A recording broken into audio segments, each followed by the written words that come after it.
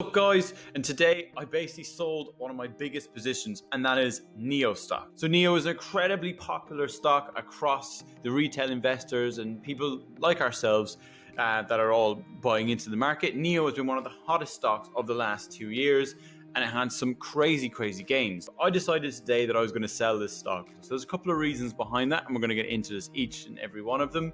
But just before that, just remember to hit the like button, hit the subscribe button. We really just hit the 350 subscriber mark, and we want to get to 500 as quick as possible. And we thank you all for the support so far. So guys, without further ado, we're going to get straight into this and understand why I actually sold this stock.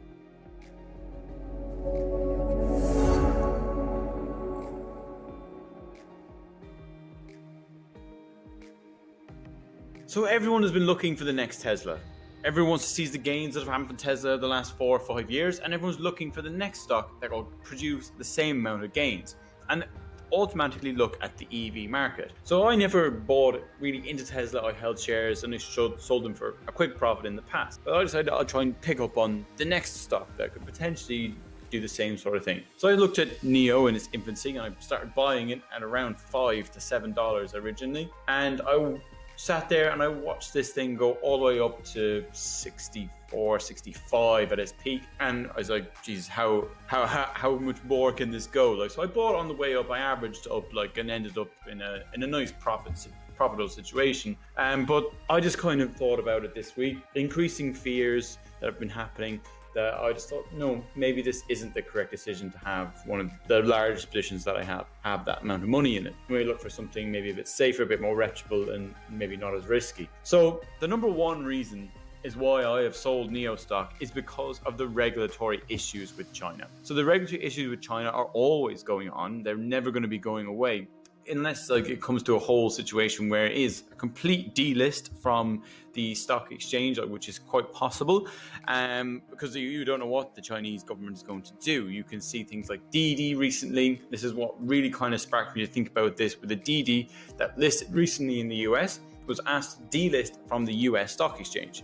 So this is a thing that it basically it rang alarm bells in my head that this is an issue, and it could basically happen at any moment. And then when that happens, NIO stock is going to fall absolutely through the floor. No matter how good the company is, how good their balance sheet is, how good their growth is, that's what's going to happen. It's going to fall through the floor. So it's just something that I thought, I don't really need to be having this risk on my account. I don't need to take this risk if I don't need to. Look, I don't know, these things they've always been there, but it's just coming more into the spotlight now. And things you've recently seen with Alibaba, basically giving half of their cash deposits to the Chinese government, also clamping down on Tencent and stuff as well. You're kind of seeing more of this happening. So it's becoming more of a risk now than it was a year ago or 18 months ago when I first started buying this stock. So that's the reason, kind of number one. We don't want interference from the Chinese government interfering in what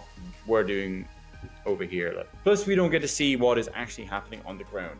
We don't know what it's actually like in China, how many people are actually driving NIOs, etc. We don't really know what's happening there. So the second kind of reason that happened over the last month is the valuation. So the valuation is the most expensive out of all the Chinese vehicle manufacturers. It has basically a valuation that is similar to GM, which are creating lots and lots of cars, where NIO is not really. So the valuation is crazy. It's an absolutely crazy valuation, and they've actually been stumped with their production in recent times, which is not good. It's not good for NIO stock, for the company in general and their growth projections.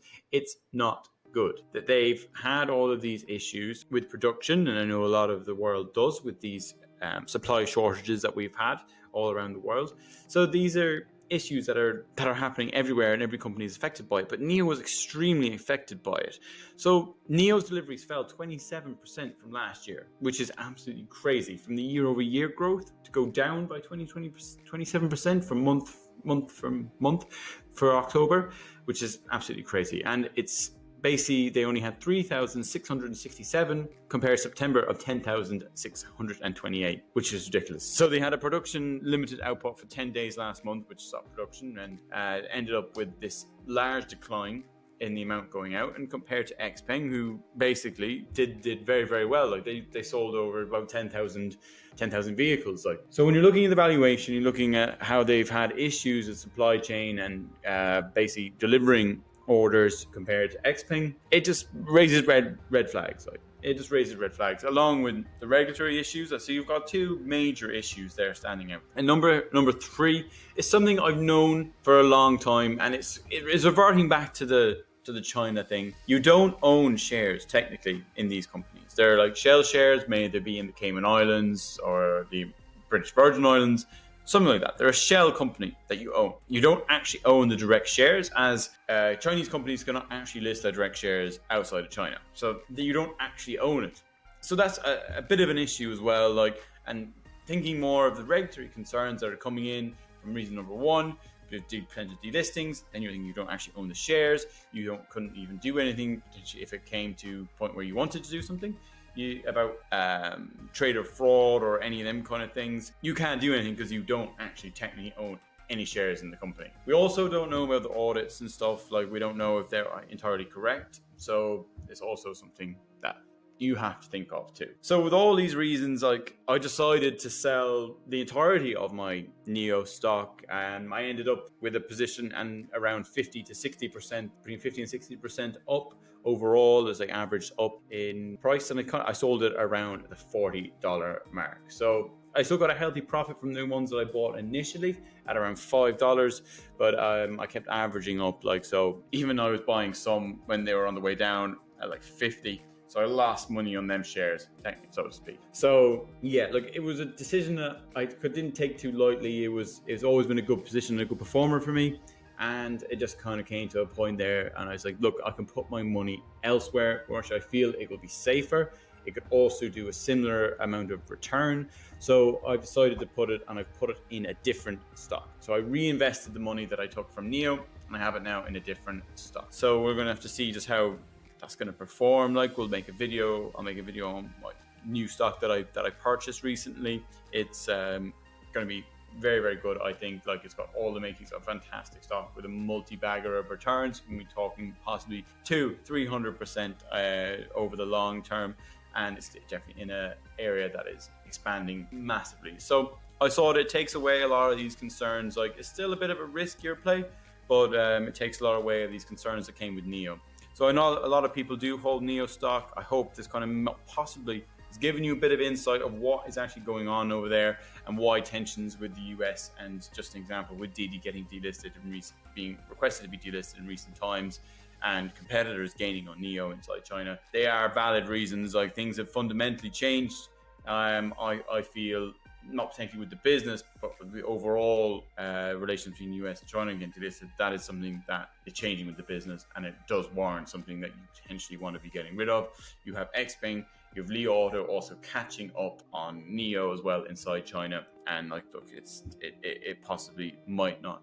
They might not be the number one player for too much longer with that happening. Like, look, and also XPeng have a flying car coming out in 2 years. That's something also to consider. So guys, look, I hope you kind of enjoyed this and you got some information out of it. Don't take this as financial advice. If you hold NIO, don't just go sell it just because of what I've said. Just think about it and weigh up your options. And is it a good time to buy more, possibly, if you think it's undervalued, or do you want to sell the shares?